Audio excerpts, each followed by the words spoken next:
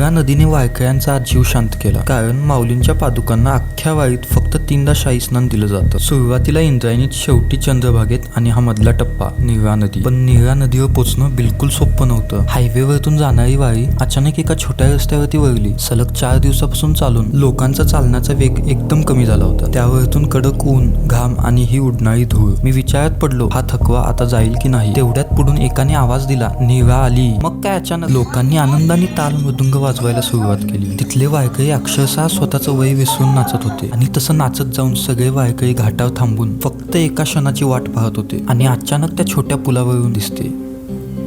सगळ्यांनी माऊली माऊलीच्या गजरात आणि फुलांचा वर्षाव करून पादुकांचं स्वागत केलं. जशा पादुका नदीत आल्या तेव्हा सगळे वारकरी अगदी मित्रावर जसं पाणी उडवतो तसं त्या पादुकांवर पाणी उडवत होते. कारण वारकऱ्यांसाठी विठ्ठल हा फक्त देव नाही, तर त्यांचा तो जिवलग मित्र आहे. आणि म्हणूनच तर या मित्राला भेटण्यासाठी हे लोक कोणतंही कारण न देता 250 किलोमीटरचा प्रवास करतात. पादुकांना स्नान घातल्यावर सगळ्या वारकऱ्यांनी या नदीत आंघोळ केलं आणि त्यांचा तो गेल्या 4 दिवसाचा सगळा थकवा मिटला होता. पुढे पंढरपूरला जायला एक नवीन ऊर्जा मिळाली होती. पण खरी ऊर्जा तर उद्या पाहायला मिळणार आहे, कारण उद्या आहे वारीतलं पहिलं उभं रिंगण. ती ऊर्जा काय लेवलची असणार आहे हे बघण्यासाठी आत्ताच फॉलो करा.